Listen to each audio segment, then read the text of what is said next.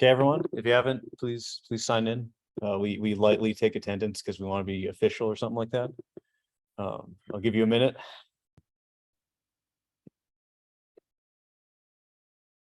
Okay, or we can do it later. So welcome to Data Science and Data Engineering Club for, what is it? We're almost done. 4:13. We have we're almost done, guys. 3 weeks. So we're all tired. We're gonna get there. So call for e-board again if you're interested. We do have 2 people now. So nominally for next year we can have president and vice president. So the club will go on. Because I think we've hit that minimum requirement of people. But yeah, I mean, I'm sure those 2 people who applied to be e-board for next year could, use some help. So don't be shy.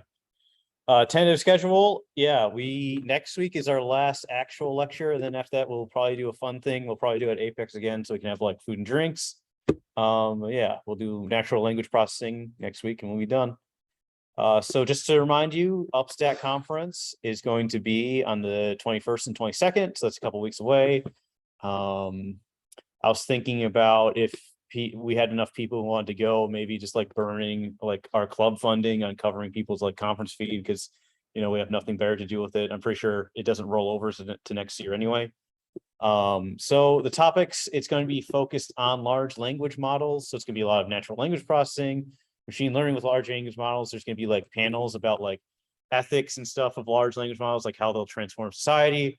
Also, there will be a team data competition for grad and undergrad this time. So it's kind of there's a data fest flavor to it. I think the data set is going to be some chat GPT-3 data or something like that.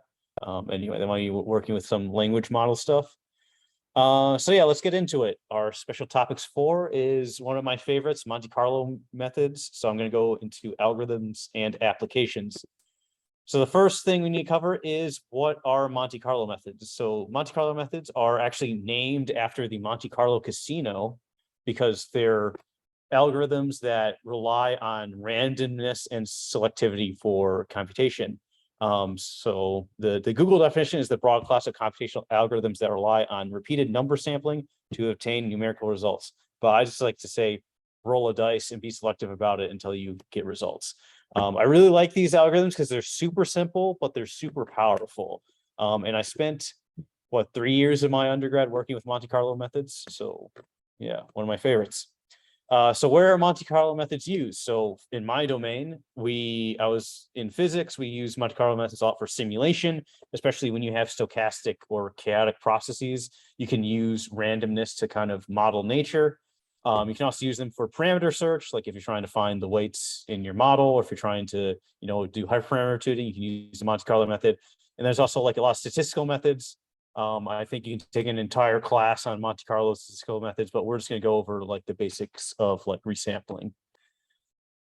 So example algorithms, again, we could probably do an entire lecture series on Monte Carlo algorithms, but we'll go over the basics. So we're going to go over Monte Carlo integration, optimization, and Monte Carlo resampling. So first, we're going to start off with a neat little example of doing an estimation of the value of pi using a Monte Carlo method. So what we're doing is we have a circle of radius 1, and we put it inside of a box of width 2.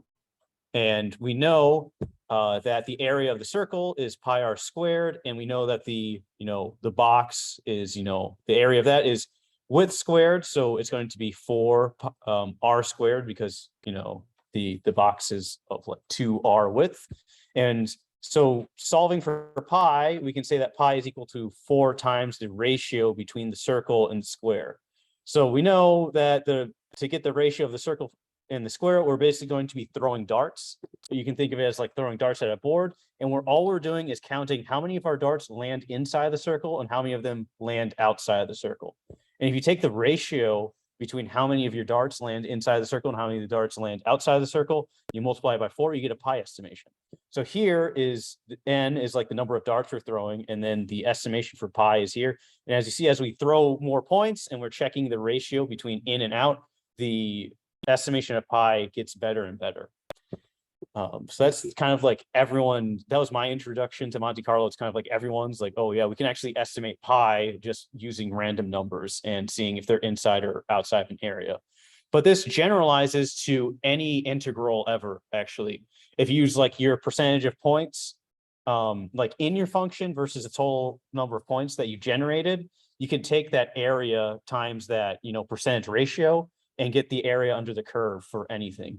And this is used a lot in very high dimensional integrals where the analytical solution is kind of untractable and any other algorithm would take like a long time to run. You can just use Monte Carlo, throw a bunch of points at your like nightmare like integral space and get a good estimation of it. Like when I was in undergrad, we had a problem that was solved with like, it was like a 12 to like 16 dimensional integral. And to actually like numerically solve that would take a long time. So all we did was do this type of Monte Carlo estimation where we generated random points in like 12 dimensional space and like, is this inside of our function or outside of it? And then you count up all your points and you can get a good, estimation. So next, you can also use Monte Carlo to optimize. So this is the most like brute force, like basic example where you're going to guess some X and, get your corresponding f of X. You're going to guess another X value and get a corresponding f of X from that. And if the f of X of your second point you chose is greater than the first point, then your X2 becomes X1, and then you keep repeating. So basically here, this X point is where we started. I purposely seeded this at -1, so we didn't get a good guess. And let's say our next guess was like 0.5, and it's like, okay, well, that's, higher up, we're trying to maximize, but let's say the next point is -0.75. We have a point here that's less than our previous point, so we reject it. We're basically taking random steps here, or we're not stepping yet, we're just pulling numbers out of a hat, and whichever number's better, we accept it, else we reject it. But we can, so why would we ever use like this rather than like gradient descent? There's like more straightforward methods of optimization. Well, it's because of certain likelihood spaces or certain like functions. If you were to use a more deterministic solver, it wouldn't work. Like if you take this likelihood space, use gradient descent, you'd hit a local minima and you get stuck there because it can't get out of it. Because that type of optimizer would never go against the gradient. It's always going down. So if you're doing this random number guessing, then you can actually avoid these local minima and actually get to the local maxima here. But this is a very brute force kind of like caveman way to do Monte Carlo optimization. There's much better ways of doing it. Yes. Could you throw in the result of your final Monte Carlo optimization into the gradient descent to actually reach? Yeah, you could. You could say like, this is the best we can do with like a Monte Carlo guess, and then you can, gradient descent from there. Yeah, it's definitely an option. So a more intelligent way to do this is called Markov chain Monte Carlo. Markov decision processes are a whole thing, but we're just taking one of the aspects from it, which is the Markov chain, and we're adding a Monte Carlo-ness to it. So like Monte Carlo isn't really like a class of algorithms itself. It's more like you add a Monte Carlo component to like other algorithms. You add like a randomness and selectiveness to like get it to work. So basically what you're doing here is you have some list of guesses. So like what we did last time is we guess some type of like X1 and get f of X1 as our result. And then you get X2 by taking your X1, adding some random step to it and getting an f of X1. Then you actually set a p-value as it's called a greed parameter, or how greedy you want your algorithm, which is how often do you want your model to be able to take like unfavorable steps in order to explore more. Because if you have a maximum greedy algorithm, then it would hit a local minima and say if you had a value that was like greater than the previous value you saw, it would never take it. But you can add like you can set your greediness parameter down to like 0.5 or something. So half the time, even if you encounter like a bad value, you would accept it in basically to get a better value later. So what you do is we did what we did before, which was we looked at our new value, and in this case, see if it was less than the old value. If it is, we accept it, or if not, we reject it. or we can accept a bad value depending on if we roll a random number greater than our greediness parameter.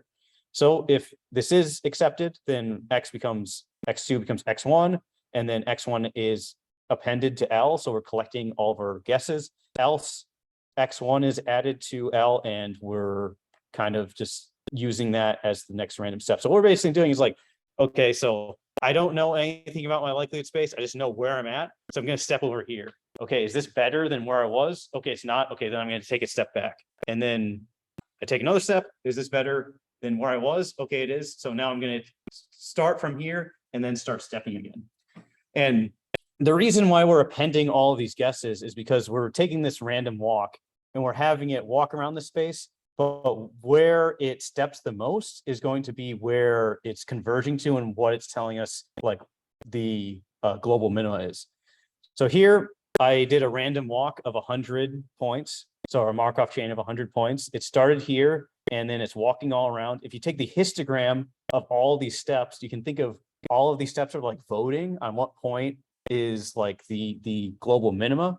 And like you can even see here, there's little peaks where there's like the local minima here because the random walk is actually kind of getting stuck in here. But I think my greediness parameter was like only 0.7. So it actually had a 30% chance of taking a unfavorable step in order to get out of local minima. And then so it step out. And then once it finds the global minima is like a really good place to get stuck, or it's harder to get out of the global minima than it is local minima. So it's going to get stuck in there and step around and not really find that good of options to get out of it, but it is going to like explore the space.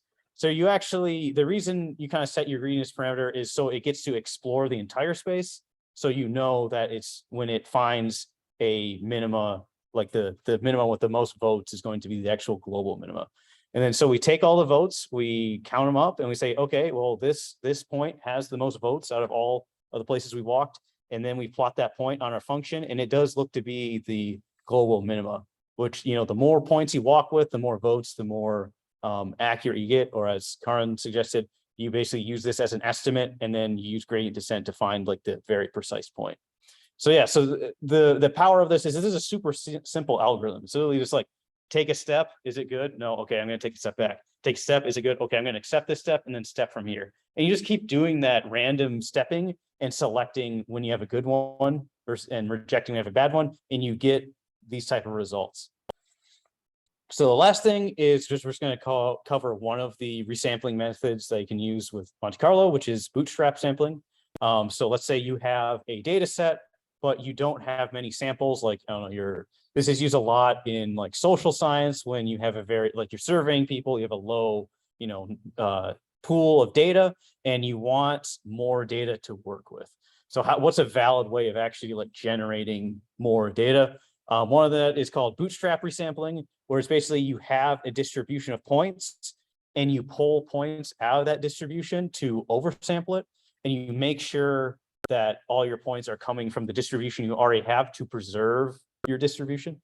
So here, even though we have 500 points here, all these 500 points were randomly selected out of the 100 points we get. So we get a similar distribution and it's still representative of the data, but we have more points now. And then we can continue and we can resample up to 1,000 points. This is probably the most like straightforward way of resampling, but it's surprisingly effective. You can even use this on like tabular data. If you have like, different columns, you can generate a new row by getting the distribution for each of your column and then taking a point out of each distribution and making a new row. So yeah, cool way to, make more data out of the data you already have. And now it's going to be demo time. Sujan is going to show us how to actually program all the things we went over.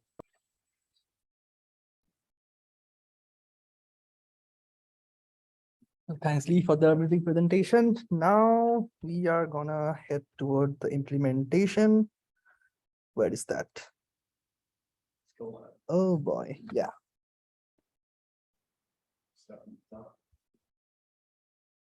Yeah, most of the demo is prepared by Lee. I'm just gonna present it.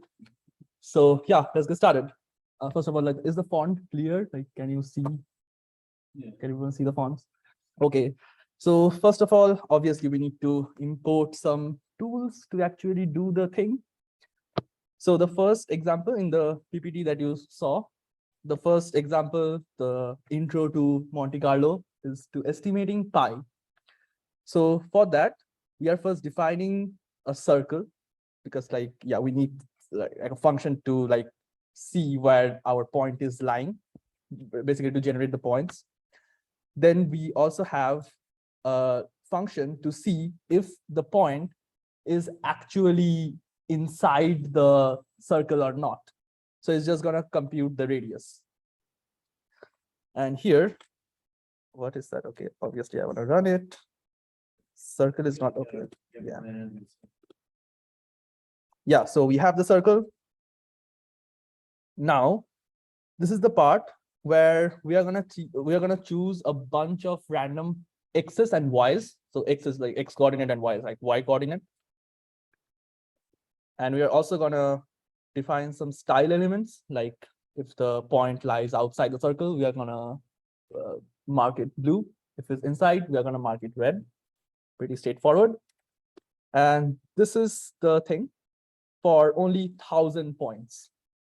But let's see what happens when, okay, also if we want to calculate the value of pi for 1,000 points, we get this thing. By the way, this 4 is here because it follows from the formula of the pi. So like the area of the circle divided by the area of the entire thing. And then we do that. If we do it for like 10,000 times, we get 3.11.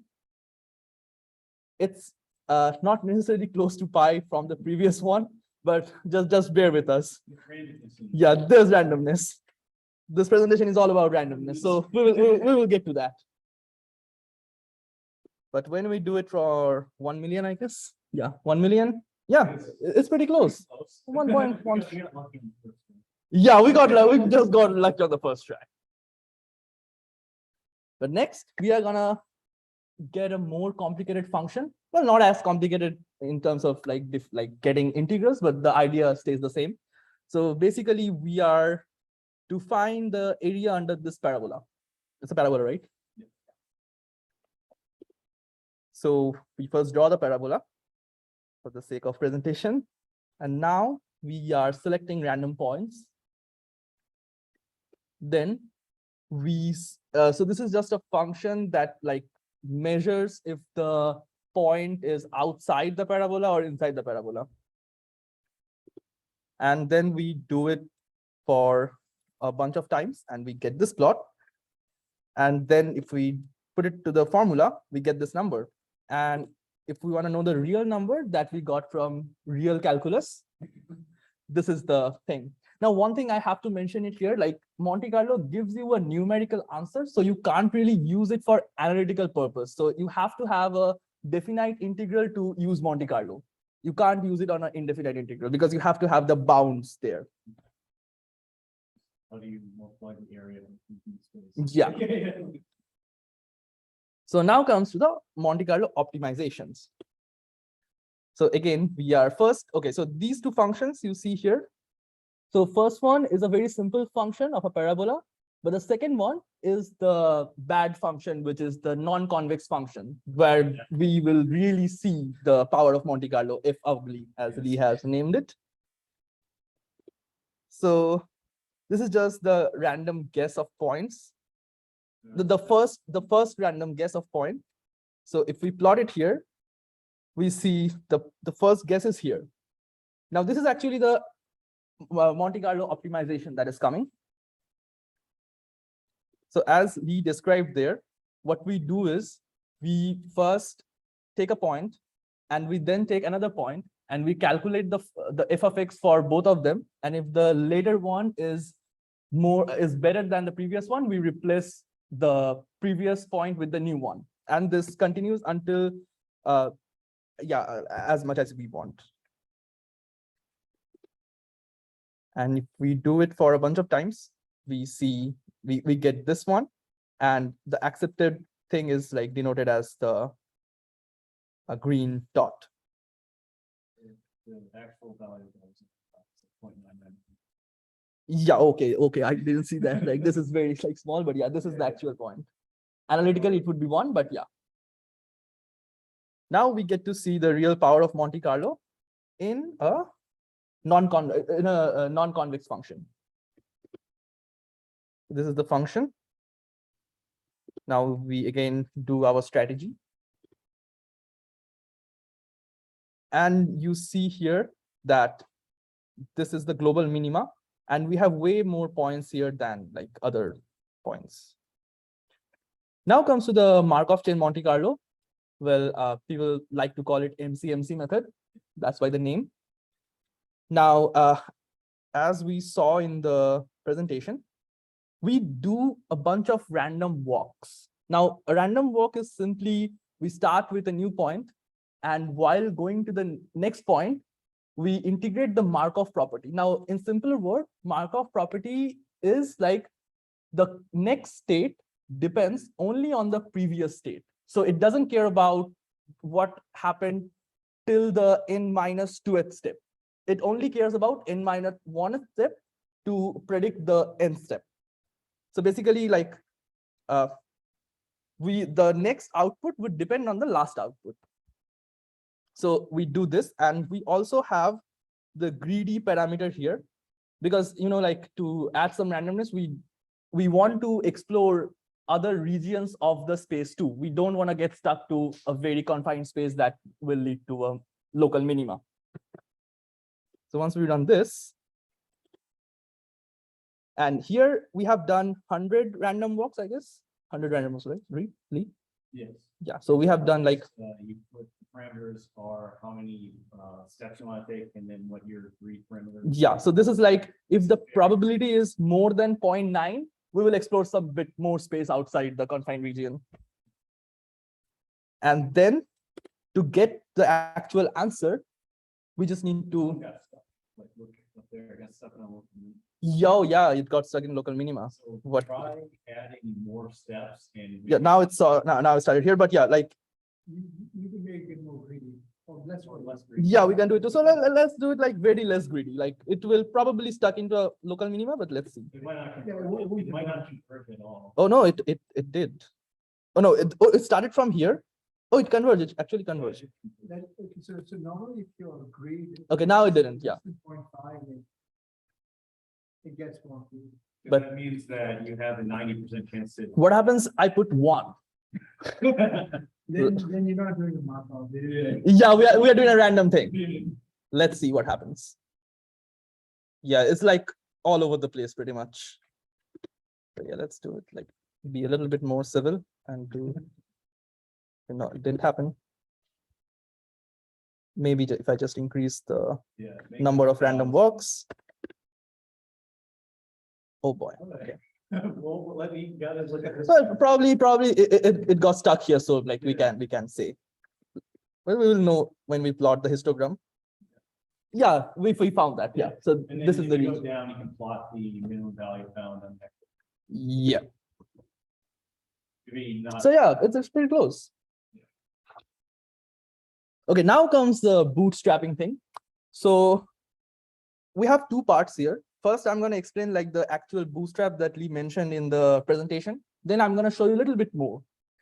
So this is our function, random normal. Just for imagine that we don't know what the parameter is. So like, we don't know like, so it's a random normal. So like currently the function that random number generates, it follows a distribution, a normal distribution with mean of 0 and standard deviation of 1. So just imagine that we don't know that, and we are generating 100 samples from that. So if we plot the sample, it looks like this. Now we are going to use bootstrapping to get more samples from our limited data. So here I'm going to generate 500 more samples. If we do that, see these 2 distributions kind of look like the same. If we do it for 1,000, yeah, it also looks like the same. Now, the real power of this kind of bootstrapping sampling comes when you want to find some confidence interval. As we mentioned in many social science studies, when we do a survey, we don't have a lot of data points. So how can we even measure the statistical significance of something? That's why we use this particular method to estimate the confidence intervals of our result. So here, the limited number of samples that we are going to have is drawn from a distribution, a normal distribution with a mean of 1,000 and a standard deviation of 50. So this samples array will contain our limited data points. Now, the method that I'm going to show you can actually work on any aggregate measure of your data. For simplicity, here I'm only computing the mean. So the method goes something like this. You're going to do this thing for a bunch of times. As you have seen in all the Monte Carlo things, you have to do a simple thing, but a lot of times. So here I'm doing this thing 100,000 times. So what's the step?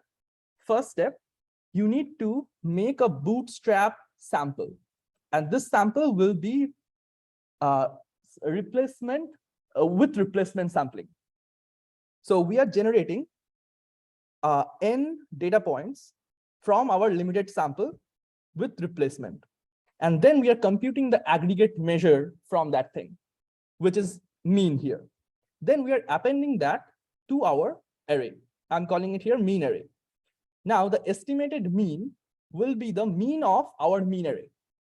And the lower confidence interval, the 95% lower confidence interval would be this number. What is this? This is the 2.5th percentile of the mean array. And the higher bound would be 97.5 percentile of this mean array. And if we just say print that, it's going to take a little bit of time. Yeah, so this is our estimated mean. Just imagine like our actual mean using which we made our data was 1,000 and our estimated mean is pretty close. And this is the confidence bound, and which is not that bad. Like it's 986 and the upper bound is 1,005. So yeah, I have personally used this technique in one of the research papers. So yeah, this is a valid thing that you can do.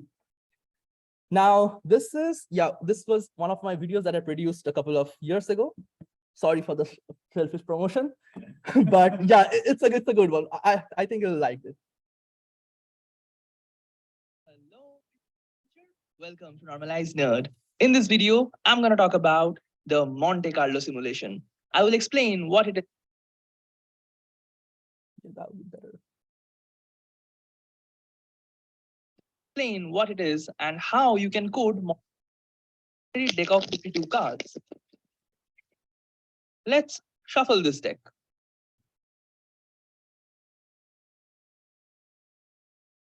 First, I want to ask an easy question. What is the probability that there will be at least 2 kings right next to each other in the shuffle deck?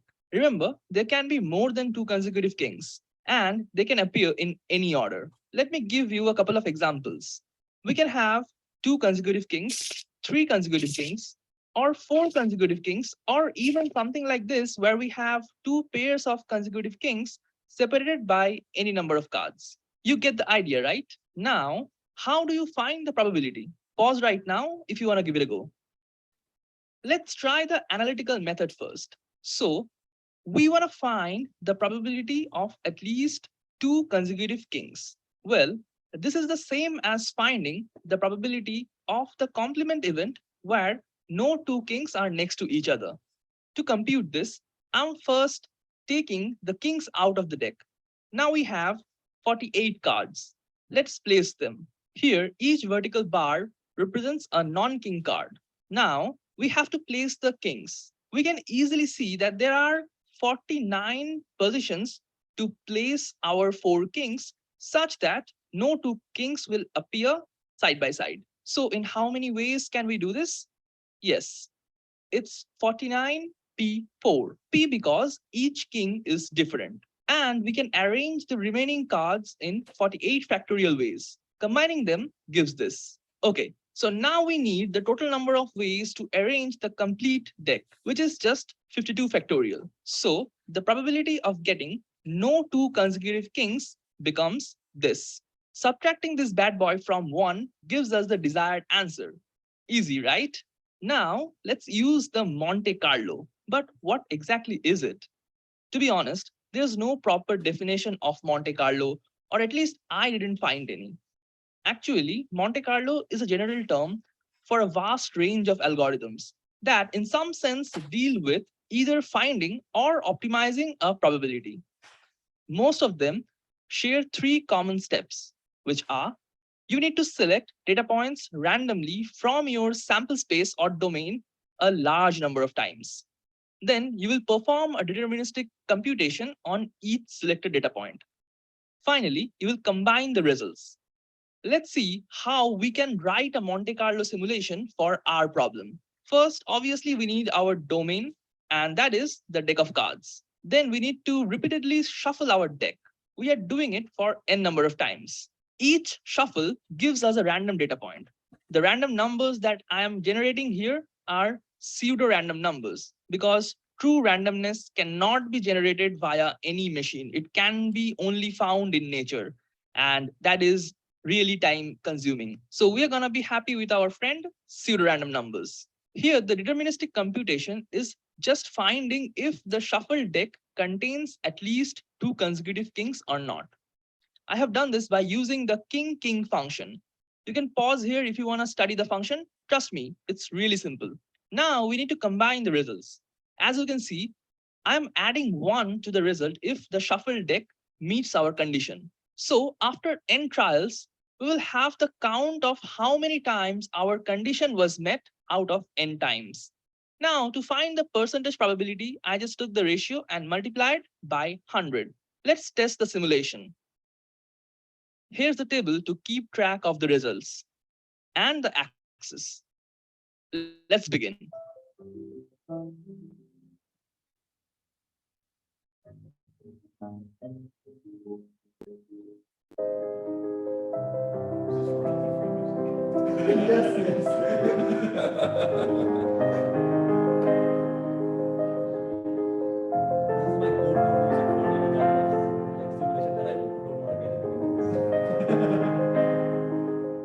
Wow, just look at the value when I did this for 10 million times.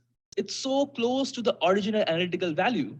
And you can see as n increases, the probability converges to the actual value. This is because of the law of large numbers, which says if we perform a random experiment a large number of times, then the result converges to the expected value. For those of you who are wondering why I kept adding more significant figures after the decimal point as n increases, try removing the decimal point and think what the number tells you. Yeah, it's just the number of times our condition was met. Okay, so now we know that Monte Carlo works. Let's try this in a more difficult problem. Again, we have our shuffle deck.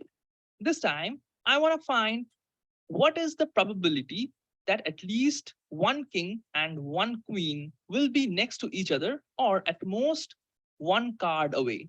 It doesn't matter who comes first, the king or the queen. Here are some examples.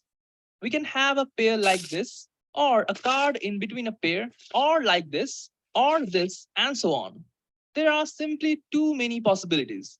If you want to try this by analytical method, then best of luck. I certainly don't. I'm not saying it's impossible, but it's really hard, right? So let's unleash our weapon, aka the Monte Carlo simulation. We can actually use most of the previous code with a minor change. We just need to replace the king-king function with this king-queen function. The logic is fairly simple.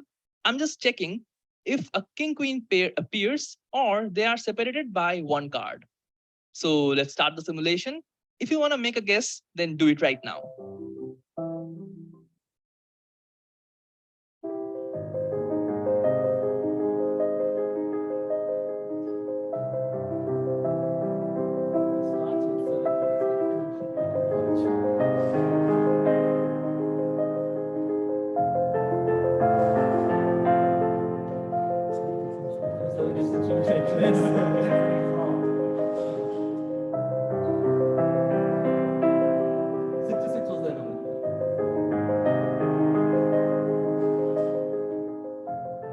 Okay, so after 10 million trials, we can quite confidently say that the answer is around 73.5%. Wow, that's unexpectedly high, isn't it? Now, some of you might be thinking, okay, this technique is quite good, but at the end of the day, it's just a simulation. What if we are super unlucky and somehow end up with the random numbers that lead to a wrong result? Well, when you are doing it for 10 million times, the chances of that happening is really, really low. And we can actually compute error percentage too. But that's a topic for another video. I really hope you enjoyed the video. Keep supporting, stay safe, and thanks. Stop. Yeah, you're done. So yeah, that was the demo for Monte Carlo. Any questions?